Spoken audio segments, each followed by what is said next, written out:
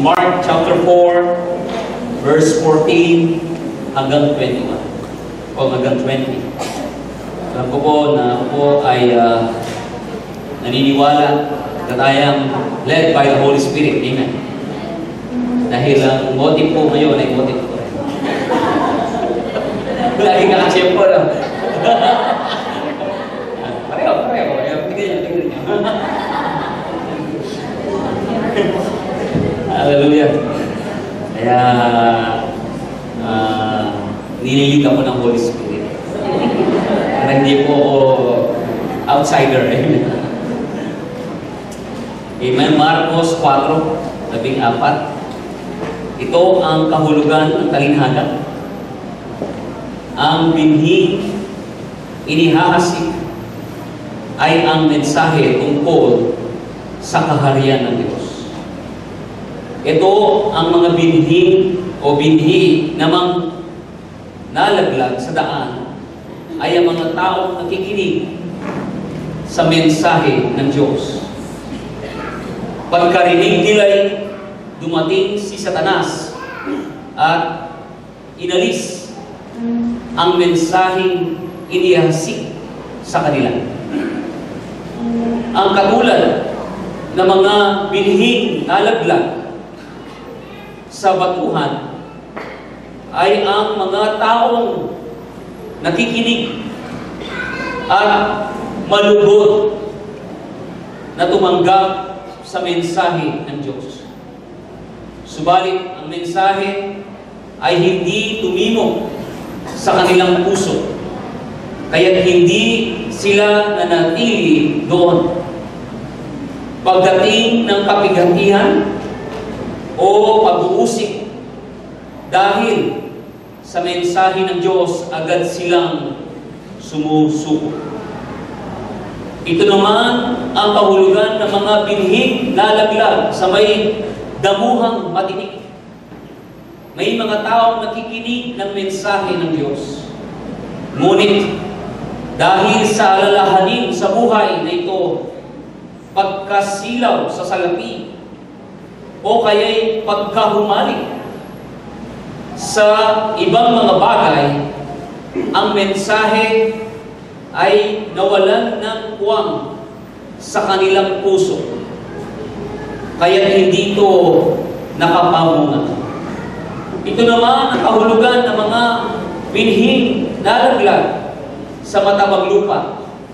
May mga taong nakikinig at tumatanggap sa mensahe ng Diyos at namumunga ng masagana.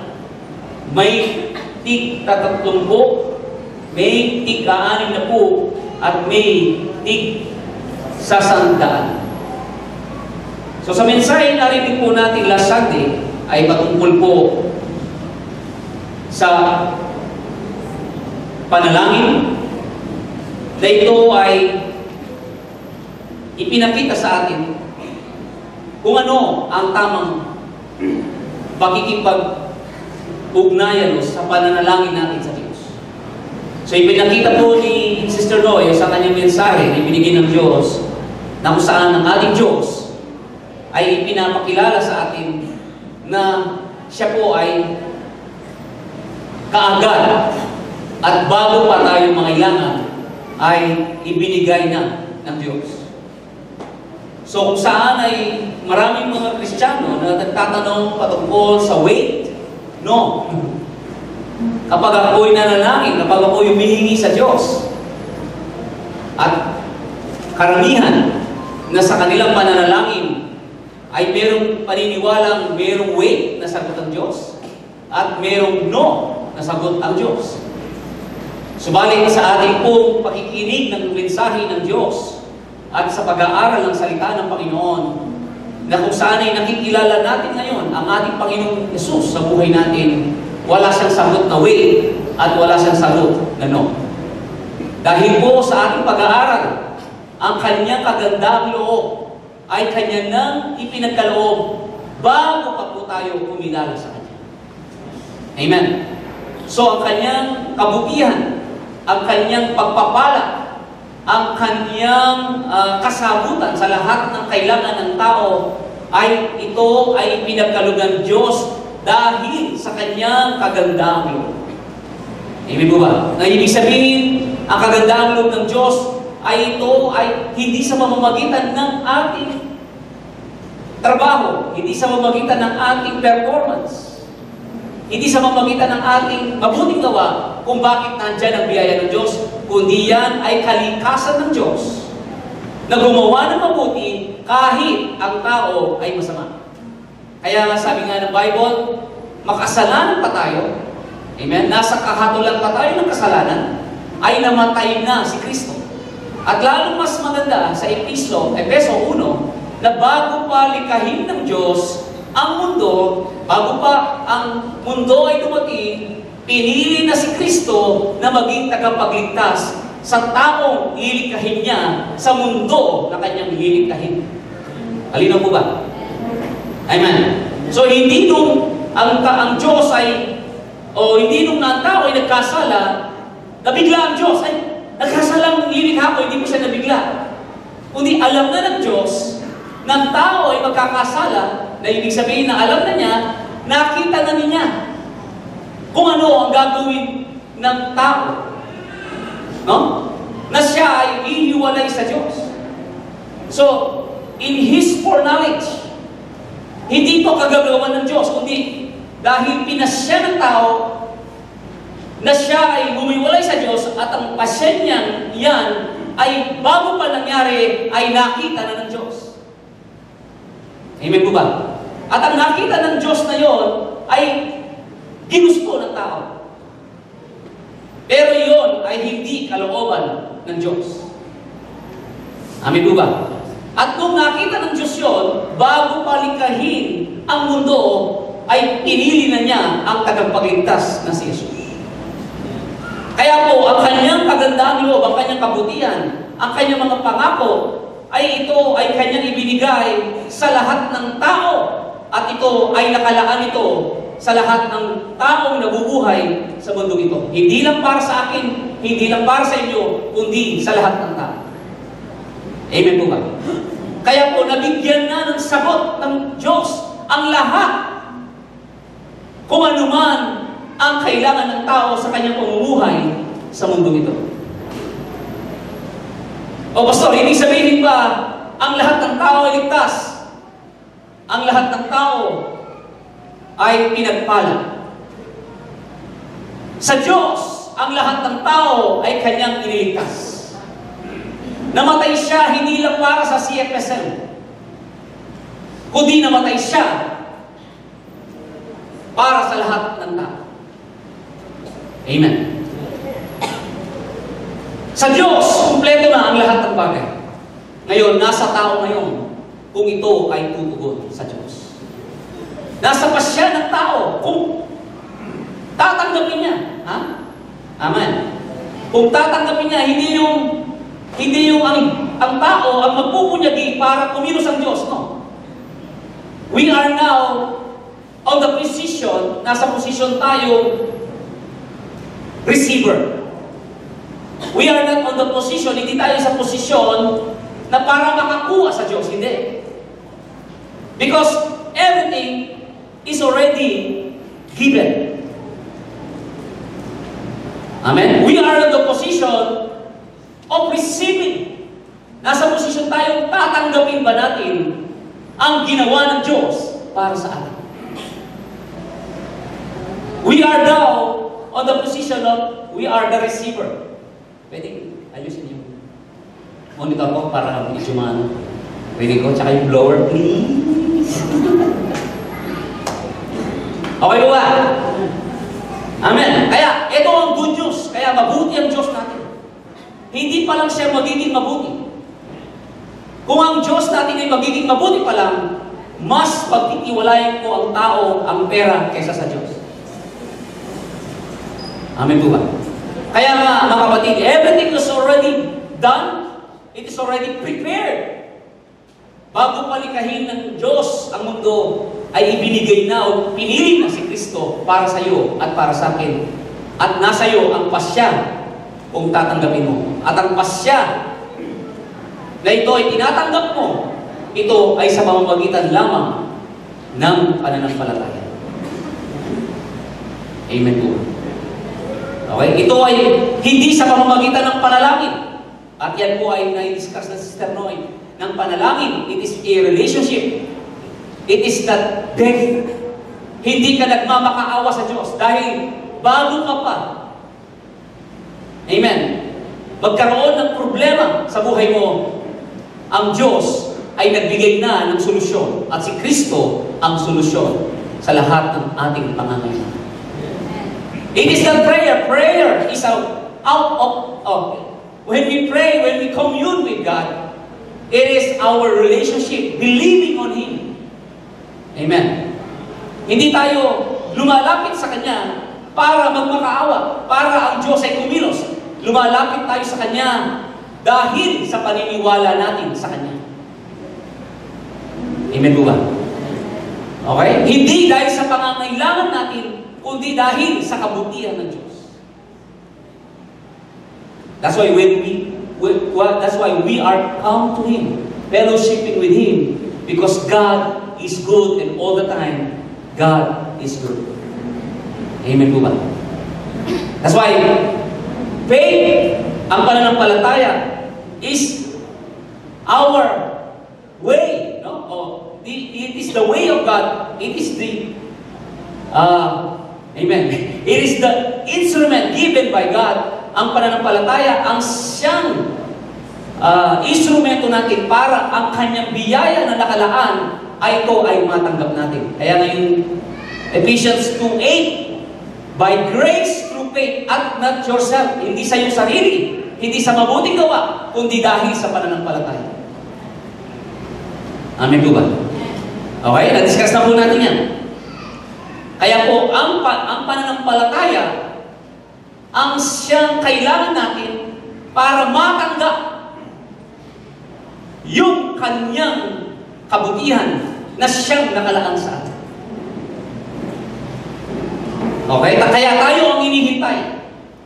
Hindi ang Diyos ang inihintay mo. Ikaw ang nag-wait sa Diyos. No? Baliktad. Ikaw ang inihintay ng Diyos kung paano mo siya kikilalanin sa buhay mo. Amen? Kung paano mo siya kikilalanin sa Kanya nang ginawa para sa iyo. Yun ang pagkakaiba ng pananampalataya, ang tunay na pananampalataya. Okay? Kaya nga sa mga binasa natin, dito rin ay magkakaroon ng lalong malinaw na tayo ang siyang inihintay ng Diyos. Amen po. Okay? So, sa apat na klase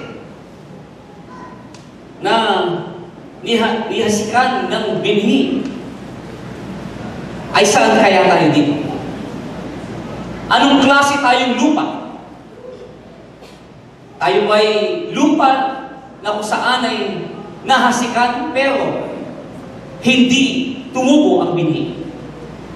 Tayo ba ay mga lupa na kung saan ay nakikinig ng salita ng Diyos at masaya namang tumatanggap ng mensahe ng Diyos? Excited, masaya. Pero, hindi ito umugat sa lupa. Hindi bumaon ang mensahe, ang binhi na siyang nahasik. O tayo po ay nasa isang lupa na kung saan ay puro matinik. Bumaon ang salita ng Diyos. Tinanggap na masaya at bumaon. Na dapat sana ay ito'y mamunga. Pero, nawala siya doon sa focus. Siya ay bumaling sa anumang bagay na nangyayari sa mundo ito. Amen? Nabaling ang kanyang atensyon, nabaling ang kanyang focus sa mga bagay sa mundo ito. Okay? Na dapat sana ay mamunga na. No? Pero, nawalan ng kuwang sa puso ang salita ng Diyos, kundi siya'y nasilaw sa salapi at pagkahumaling, no? sa mga bagay na makamundo. Okay? Mga bagay na alalahanin sa buhay na ito. So, saan tayo? Sa apat na ito. Yung pang-apat ay isang matabang lupa. Na kung saan ang matabang lupa ay wala siya doon sa taong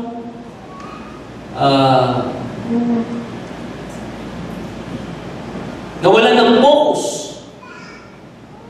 sa mga bagay sa mundo ito. Yun ang matabang lupa. Ang matabang lupa ay nakapokus lang sa Diyos. No?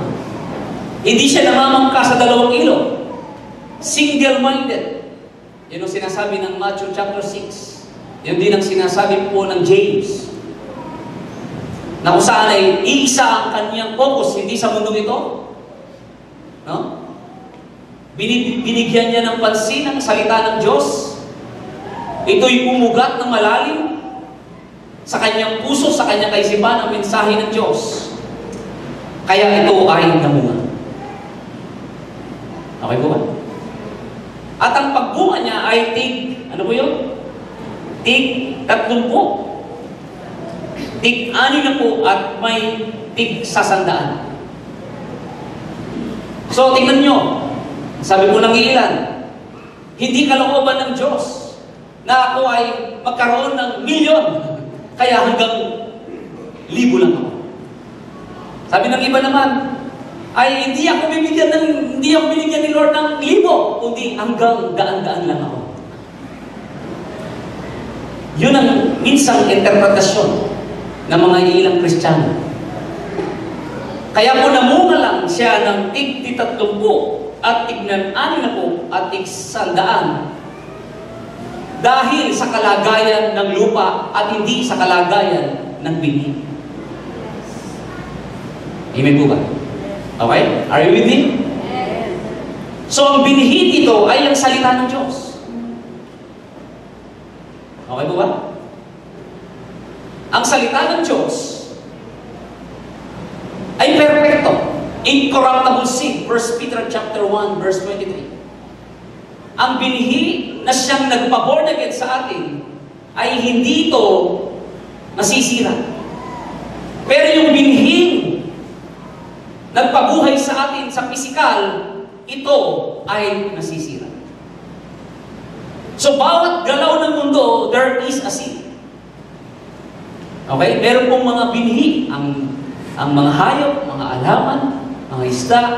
So, meron mga binhi bago ito ay magkaroon ng buhay. Okay? Kaya po, kung bakit nagkaroon ng tig 30, no, tig 60 at tig 100 ay dahil sa kalagayan ng lupa at hindi sa kalagayan ng binhi na kung saan ito'y perpekto, ito'y salita ng Diyos. Amen po ba? Okay? Kaya si Maria, na hindi man siya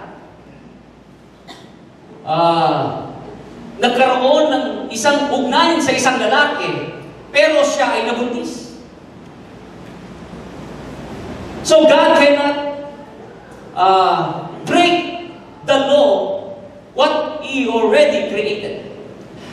Hindi niya sisirain ang anumang batas na siyang lilikha niya sa mundo ito. Kaya, kay Maria, na wala mang lalaki na kung saan na siyang sumiping sa kanya, ay pero siya ay nabuntis dahil sa binhi ng salita ng Diyos na kanyang tinanggap sa kanyang buhay. Kaya po nagkaroon ng buhay sa kinasusupunan ni Maria. Are you with me? Amen po ba? So, hindi ho na-break. Subalit, ito ay supernatural. Kaya mayroon pang natural eh. Are you with me? There is still a natural, but it is a supernatural. Amen. Kaya tinanggap niya.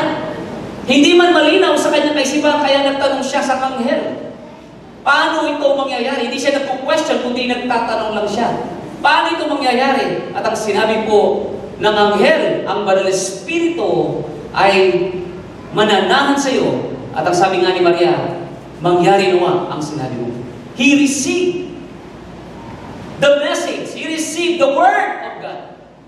Kaya po, ang mga bagay na imposible sa tao at imposible kay Maria, paano mangyayari yun? Ang sabi niya, na hindi pa sila ikinasal ni Jose. But because of the seed of the Word of God, he received it. Kanyang ininurture, tinanggap ng taus-puso, umagat ang salita ng Panginoon. Imposible man sa kanyang kaisipan, kaya siya nagtanong, imposible man sa karamihan ng tao, but because of the Word of God na kanyang tinanggap, naging posible na si Maria ay nagkaroon ng buhay sa kanyang pinasagpupunan. Amen. Di ba? Kaya my dear brothers and sisters, saan tayo? Doon ba tayo sa lupa na kung saan ay naiasik ang mensahe, pero wala ang iyong kaisipan? Wala ang iyong atensyon. Kaya lang, ang mensahe ay kinuha lamang ng diablo. Wala yung focus. Wala yung ating taus-pusong pakikinig. Nandyan tayo, pero iba ang ating naiisip. Ang mga bagay na naiiwan sa bahay, mga bagay na dapat pa natin gawin. Hindi natin nabibigyan ng buong atensyon. Ang mensahe, ang binhi na siya nahasik para sa atin. Kaya, ang mensahe, kahit nakikinig ka, kahit nagbabasa ka, kahit nag-a-attend ka, walang epekto ang salita ng Diyos, wherein the power of God or the power of the Word of God is powerful. Pero walang nagiging epekto kung minsan ang sinasabi ng maraming mga tao, ang Panginoon ay hindi kalooban na para sa akin ako ay magkaroon ng tig-100. Hindi kalooban ng Diyos na ako ay gumaling. Hindi kalooban ng Diyos na ako ay magkaroon ng bahay na 3 ang kwarto. Hindi ka kalooban ng Diyos, no? You don't have, amen, a full attention. Amen? The Word of God is perfect. It is impossible. But with God, all things are possible through the Word of God. Amen po ba? At ang Word of God, listen, and the Word of God is package of faith. Ang salita ng Diyos ay may bunga ng pananampalataya because faith is the access into grace. By grace, through faith. Faith is your response. Kaya hindi namunga o hindi man ito pumasok sa isip at puso, ang iniisip ay ang magagawa niya, ang inisip ay ang kanyang sarili, ang inisip ang mensahe ng ibang tao, ang patotoo ng ibang tao, ang magagawa ng pera, magagawa ng anumang bagay, ang siya pinupokus na kanyang kaisipan. Kaya akala ng marami na ang salita ng Diyos ay walang epekto sa buhay ng tao. Kaya maraming mga tao naghihintay pa rin sa Diyos. Sa katotohanan, tayo ang hinihintay ng Panginoon kung ito ay inyong tanggapin sa buhay natin. Upang sa ganon, maging buhay at maranasan ang buhay ni Kristo sa pamamagitan ng salita ng Diyos. Amen po ba? Amen. Hallelujah. Kaya meron ding mensaheng nahasik sa batuhan. Number 2. Masaya na tinatanggap ang mensahe. Nalulugod sila sa mensahe ng Diyos. Pero dumating ang pag-uusig. Dumating ang kabigatian. Affliction, trials, problem. At ang sabi ng ating binasang talinhaga, hindi napanatili ng binhi. Siya'y natalo kapigatian, siya'y natalo ng pag-uusig. Okay? At dito rin ay sinasabi na masaya ko namang tinatanggap. Naniniwala ko ang Diyos ay mabuti, ang Diyos ay makapangyarihan. Naniniwala ko na kaya ko pagalagin ng Diyos, kaya isupply ng Diyos ang lahat. God will supply all my needs. Pero dahil hindi umugat ang salita ng Diyos, taus-puso naman niyang tinanggap, pero hindi ito umugat. Naging mababaw ang pagkatanim sa salita ng Diyos sa kanyang puso. Kaya hindi rin ito napanatili ang bining ito sa kanyang buhay. At siya'y natalo ng kapigatian at ng pag-uusig. Na yung kanyang paniniwala sa Diyos ay nadaig siya ng kanyang problema. Nadaig siya ng kanyang naranasang pag-uusig sa kanyang buhay. At karamihan ay nagsasabing, hindi ito kalooban ng Diyos.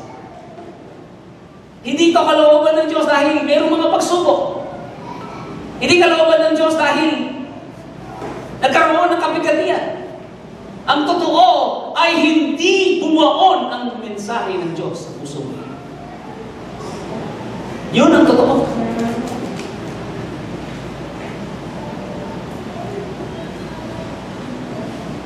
Kaya po, akala ng karamihan, ang Diyos ang siyang hinihintay ang katotohanan, ay hindi lang natin ito binibigyan ng atensyon sa buhay natin ang mga salita ng Diyos na ito ay tinapay ng buhay. Na nagbibigay ng katugunan sa lahat. It is not only in the future, but today. Ang relasyon natin at kaugnayan natin sa Panginoon ay hindi lang po in the future, kundi ang kaugnayan natin sa Panginoon ay ngayon at magpakailanman. Kaya ang salita ng Diyos ay kailangan ibigyan mo ng buong atensyon na kung saan ikaw ay makipaglaban. Amen. Na huwag mong ayahan na yung layunin at plano ng Diyos na maganda para sa iyo ay hindi mo ito maranasan. Amen. Huwag tayong patalo sa anumang kapigatian, kahirapan, problema sa buhay natin, kundi naway tayo'y magtagumpay sa lahat ang anumang problema, kahirapan, karamdaman na malala sa mundo ito. Huwag nating ayahan na tayo po ay madaig ng mga bagay nito kung saan ay merong ng solusyon ang Panginoon para sa iyo at para sa akin. Amen po ba? Okay po ba? Hindi lang tayo po tanggap ng tanggap na ito yung kalooban ng Diyos, ito na yung kapalaran ko, ito na talaga ang sitwasyon sa mundo, ito na siguro talaga ang kondisyon ng tao, ang kondisyon ng kaibigan ko, kondisyon ng kumpanya ko, ito na siguro ang lahat ay tinatanggap natin. Mga kapatid, ikaw ay nais ng Diyos, kaya siya naparito para ikaw ay bigyan ng buhay na ganap at buhay na kasiyas. Amen. Kaya kailangan, mga kapatid, ang ating pagkikipaglaban ay hindi para makuha natin, kundi ang ating pagkikipaglaban ay para matanggap natin. Hello?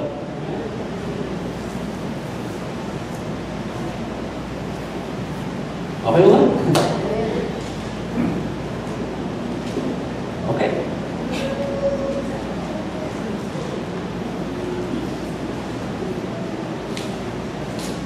Yan ang kaugnayan natin sa Diyos. Amen? We are exerting also our effort. Tayo ay nag-exert ng effort. Kaya sinasabi ko po sa inyo ay walang magic sa salita ng Diyos. Amen. Na kapag tumawag ka sa Diyos, ay naroon na. Hindi po. Kaya nga in Mark chapter 4, verse 26, ay pinapakita doon na mayroong proseso ang binhi. Amen? May proseso ang salita ng Diyos. Kaya mali ang ating pagkaunawa at pagkilala sa Panginoon na kapag tumawag ka, ay nandyan na ang Diyos. Amen? Ang katotohanan,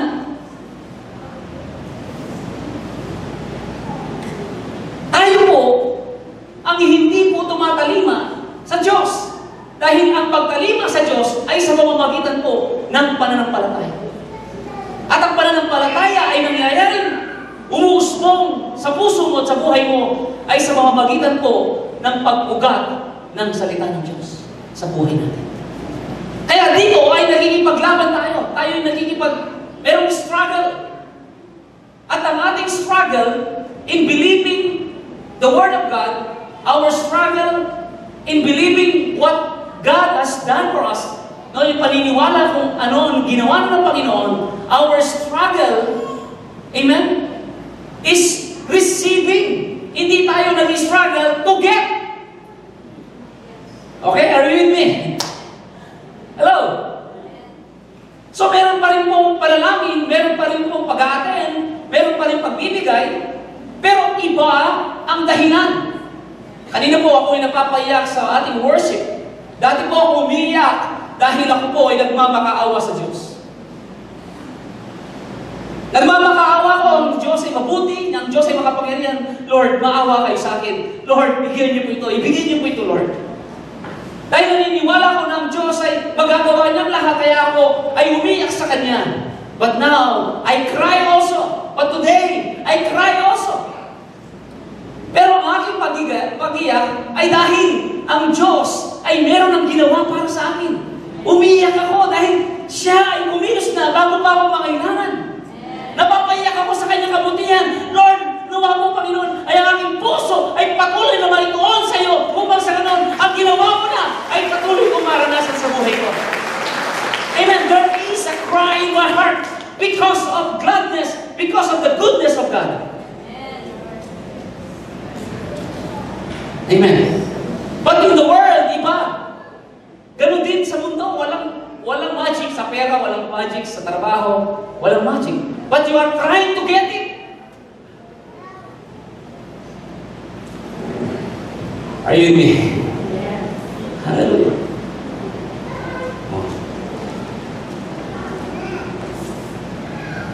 Okay po ba? Hallelujah. Kaya ang pag-usig in this world, there is tribulation. But rejoice. John chapter 16 verse 33, but rejoice. Because Jesus already overcome the world. Kaya hindi ka na. Kaya you are more than conqueror because you believe the life of Christ. Pinaniniwalaan mo ang ginawa ni Kristo na siya'y nagtagumpay na sa mundong ito. Kaya mo kapag ang paniniwala mo ay patungkol kay Kristo, hindi sa sarili mo, hindi sa mundong ito.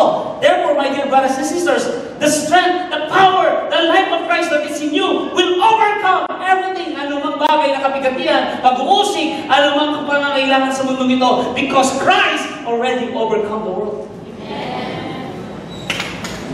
So we can rejoice. Amen. We can rejoice. Kaya sabi ko po kanina, sa mundo ito, kaya mo rin pagtagumpayan kung hindi ka man magpo-focus sa salita ng Diyos. Kaya mo rin magtagumpay. Pagdating ng karamdaman, pagdating ng problema, kaya mo. Pero sa sarili mo yan. Sa sarili mo. Iba na si Jesus ang siyang nagtagumpay. O si Jesus ang siyang dahilan mo kung bakit ka nagtagumpay. Amen po. Kaya marami mga tao pressured, stress, dahil pinipilit sa kanilang sariling kakayahan para malabanan ang lahat ng bagay sa mundo ito. Kaya walang taong hindi dumadaing, walang taong hindi nagre-reklamo.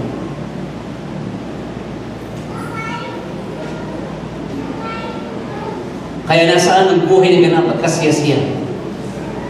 Pagdating pa lang sa langit, ay doon mo lang pa maranasan noon. He came here. Siya'y naparito.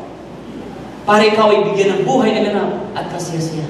Bakit ka padadali ng Diyos sa mundo ito kung ikaw mismo at ako mismo ay maghihirap at inahanap na lang natin, inihintay na lang natin ang langit? No? That is not the plan of God. Amen mo ba? Amen? Hallelujah. Kaya, ang kailangan lang po ay ang mensahe ng Diyos. Pero kadalasan dito po ang nagiging mensahe.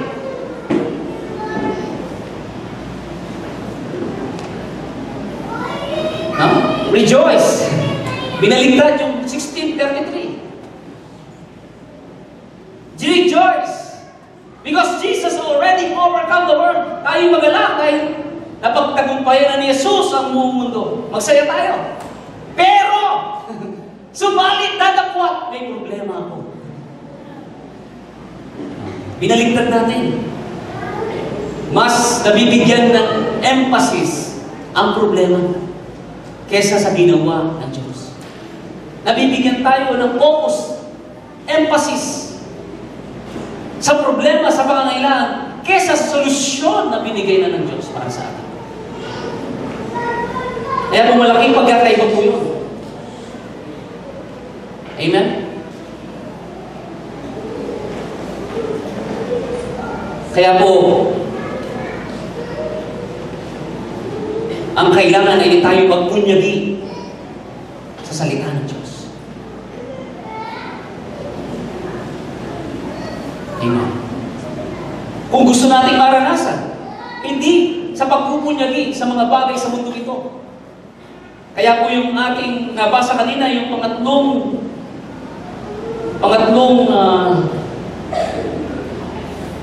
lupa na pinaglaglagan ng binhi. Okay? Damuhang matinik. May mga taong nakikinig ng mensahe, ngunit dahil sa alalahanin sa buhay na ito, pagkasilaw sa salapi, deceitfulness, yung pagpapaglilang na kayamanan, o kaya'y pagkaumaling sa ibang mga bagay, ang mensahe na wala ng puwang sa kanilang puso, kahit hindi ito nakapamungan. Ito ay masayang tinanggap at bumaon ang salita ng Diyos na dapat sana'y mamunga na. Pero, dahil nabaling ang kanyang atensyon, nabaling ang kanyang kaisipan, na sa ilalim lang na ang salapi ang solusyon, ang salapi ang magpapaligaya, ang salapi ang siyanang absolute. Ito talagang tumpak o absolute na ito ay perfectong solusyon para sa akin. Doon siya na-focus. Na dapat sana'y mamunga na ang salita ng Panginoon. Kaya po, huwag tayong palilang. Amen. Sa ganda ng mga ibinibigay ng salapi sa mundo ito. Hindi po natin madi-discount na meron pong naibibigay na kapangyarihan, impluensya, at solusyon ang material na bagay. Subalit hindi ito ang perfectong kasagutan. Amen. Hindi ito ang sapat para ang tao ay mabigyan ng totoo ng kapayapaan at tuluyang wala nang magiging problema sa kanyang buhay. Meron na po ba tayong nakita na tao na masasabi natin dahil sa kanyang sapat na pera ay wala na siyang nagiging problema sa kanyang buhay? Kung meron man kayong alam sabihin niyo po sa akin, kung ilang milyon ang dapat kong makuha para hindi na ako magkaroon ng problema.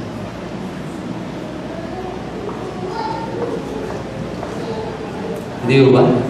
So, walang taong walang problema. Amen? So, hindi po ito ang kasagutan para hindi na tayo tuluyan magkaroon ng suliranin sa buhay po natin.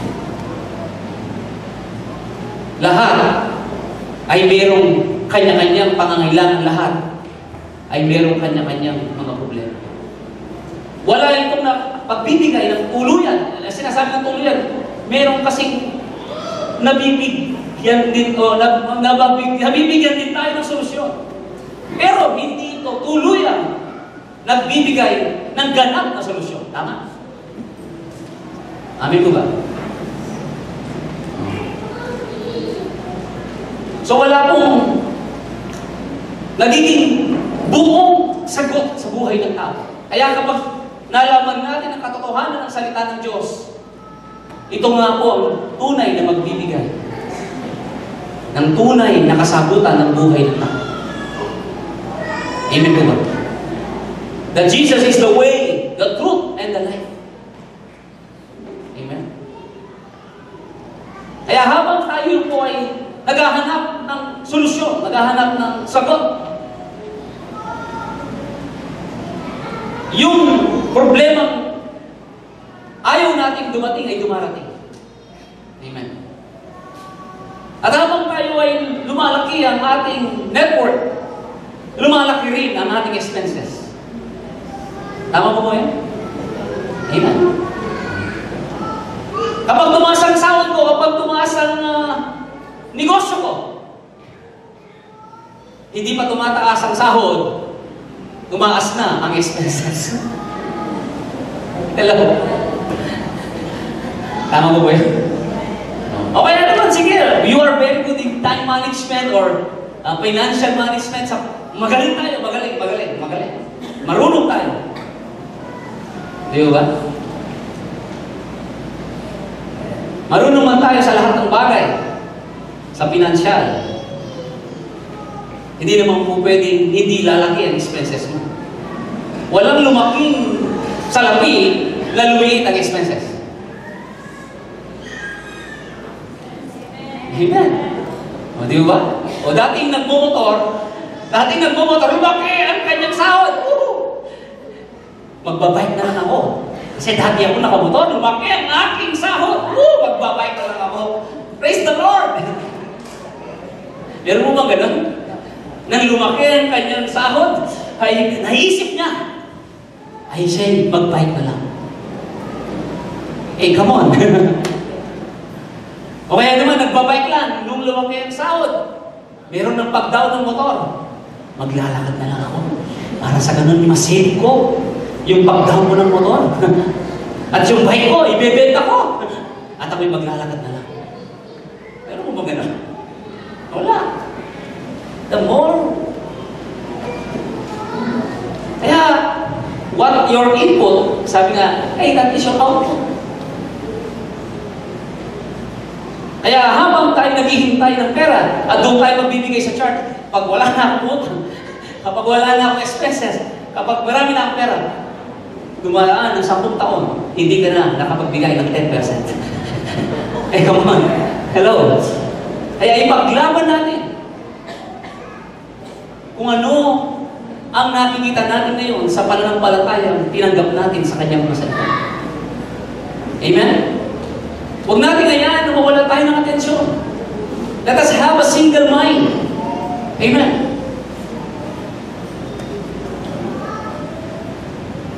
Okay ba?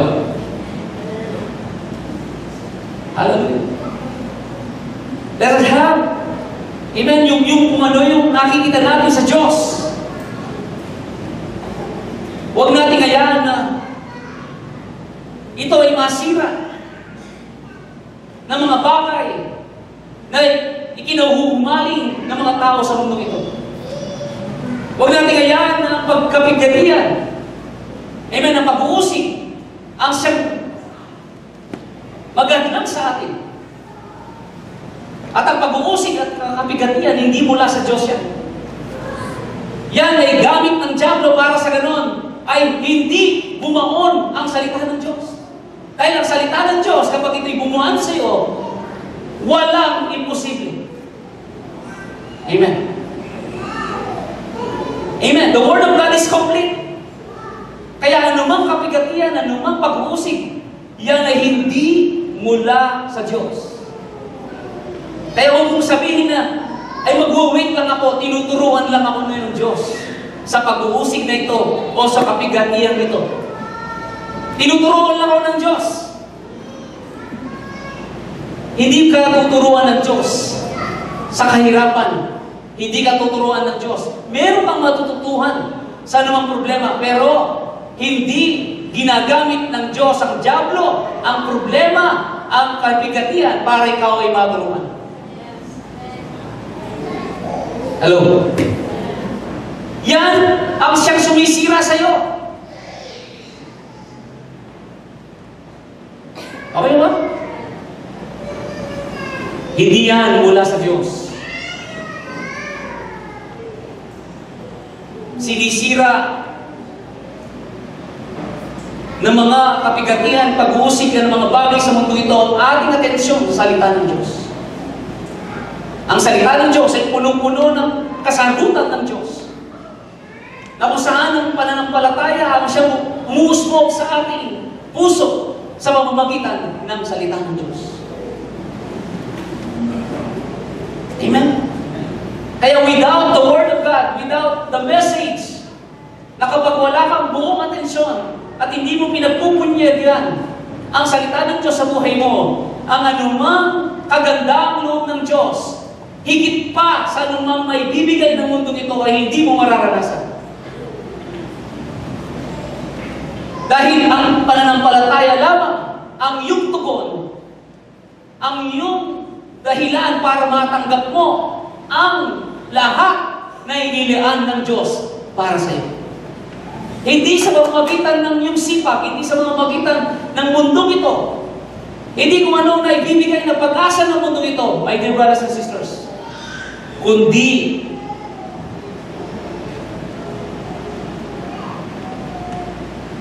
sa pananampalataya na pagkilala mo sa ginawa ng at inihanda ng Panginoon para sa iyo. At yan ay ginawa na niya para sa iyo. Kaya ikaw ay tagapagmana, inilaan na ng Diyos.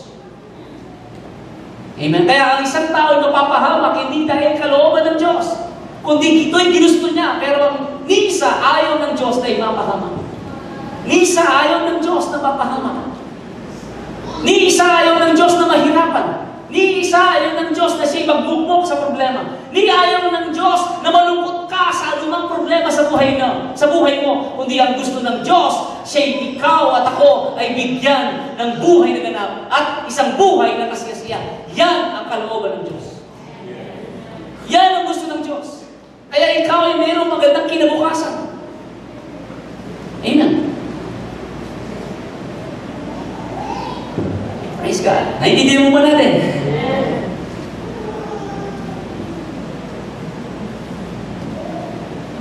Kaya hindi pwedeng maranasan.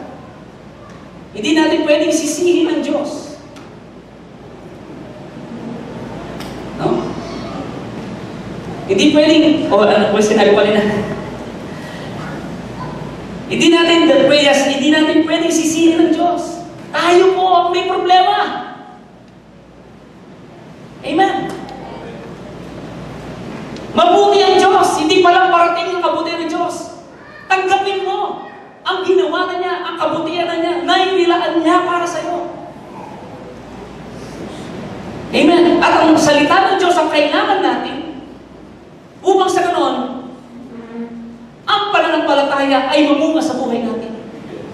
At ang pananampalataya ang siyang dahilan para matanggap mo ang gusto ng Diyos sa buhay mo, na higit pa sa iniisip mo at higit pa sa hinihingi mo. Palakpakan natin ang Panginoon. Amen. Hallelujah. Kaya kung ayaw natin, huwag mong sisihin ng Diyos. Pinasya mo na ayaw mo. Pinasya mo tanggapin, ang gusto mong tanggapin, ay ang mga bagay sa mundong ito. Kaya doon ka nakapokus, doon nakalaan ang buong buhay mo. Kaya huwag mong sisihin ang Diyos. Amen. Kaya kung ano ang tinanim, ang siya kaanihin. Amen. Kung ano ang tinanim natin, ang siya kaanihin po natin. Kaya po purihin ang Diyos. Nalang po tayo, ay meron tayong patutunguhan. Amen? Plans to prosper you and not to harm you, but to give you hope and a bright future. We have a bright future. Amen? Kaya sama-sama tayong magpalakasan ng salita ng Diyos sa buhay natin. Kung paano ang isang tao nagtanim ng mangga sa isang hektarya, hindi mo agad namumunga ito. Kailangan mo ng alagaan at umugat. Are you with me? Kaya sama-sama po tayo. I believe. As we move forward, meditating the message of God in our lives. Amen? Message, not trying to, but believing. Amen? Hindi tayo trying hard para ang Diyos ay maging mabuti. But we are believing that God is good to us. Amen? Believing that God has already prepared everything. Naniniwala tayo na inihanda na ng Panginoon ang lahat ng bagay.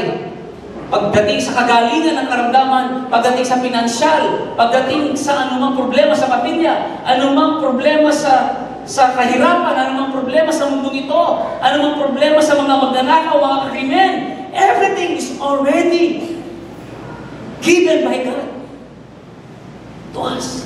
Ibinigay na ng Panginoon ang lahat ng bagay na ito para sa iyo at para sa akin. Amen. Kaya sama-sama tayo. We are moving forward and I believe kung paano ang isang tao nagtanim ng isang hektarya ng mangga sa buong hektarya nito ay naniniwala siya in 5 years time. Lifetime. Ganun din po tayo mga kapatid.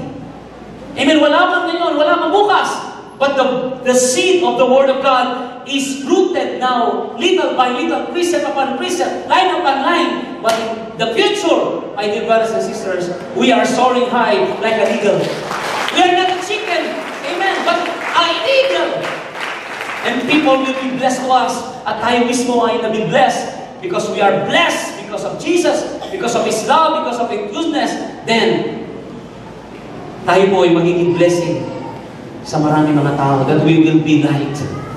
Hindi tayo light ng pera, hindi tayo light ng anumang career. We are light because of the life of Christ.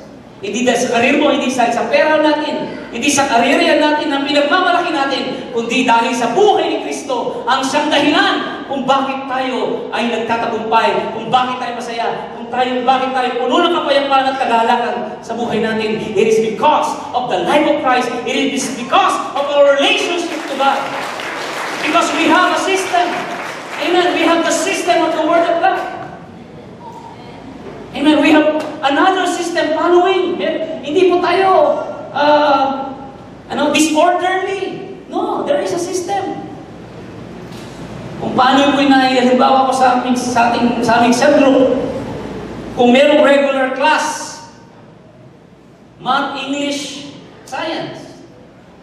Pero kapag ang isang bata ay nag-aaral siya sa isang tutorial, nag-aaral siya ng ibang system paano siya matutong Math. He follow another system paano siya matutong English. Pagpasok niya, dahil meron siyang sistemang nakuha doon sa tradisyonal na kung paano tinuturo ang English, ang Math, ay siya po ay umaangat. Dahil iba siya kung paano mag-solve, iba kung paano siya magsalita ng grammar. Dahil meron siyang ina-adapt ng ibang system. Okay mo ba? Amin mo ba? Kaya umaangat siya. Kaya po tayo, ay angat, hindi para magmayabang, kundi dahil sa ibang sistema na ating sinusunod sa buhay natin. Amen? Hallelujah. Praise God. Kaya po, Ang variable po dito, ang variable dito ay tayo. It is not God.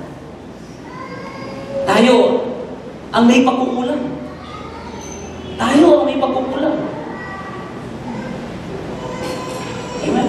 Tayo ang mayroong dapat gawin. Tayo mismo ang magbago. Kung paano na tayo maniwala sa kanyang mga salita. Amen?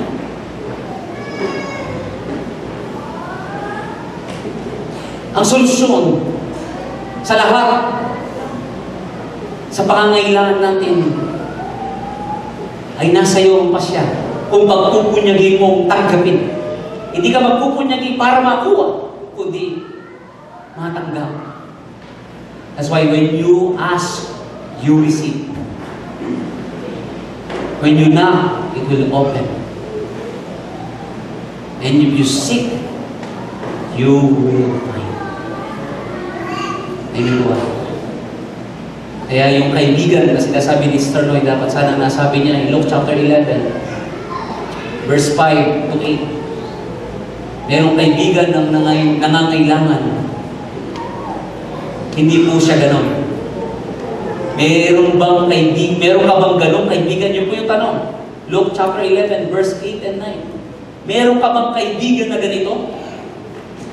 Na hating gabi ay pupuntahan mo ang kaibigan mo ito?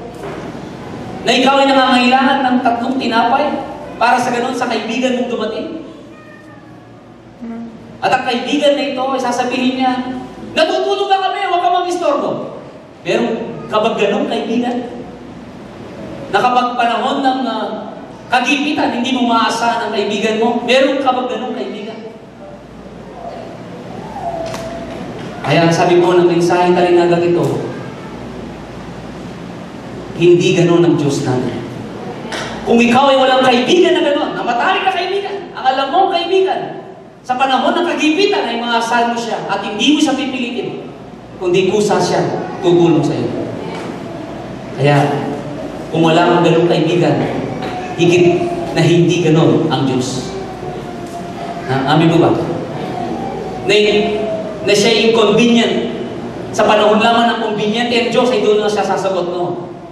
Kaya po ang Diyos natin ay higit pa sa Ama na higit pa ang Amang nasa langit kaysa Ama sa mundo ito. Ganun ang Diyos natin. Kaya po naway kilalanin natin ang Diyos natin sa umagitan ng salita. Amen. Let's all stand. Lord God,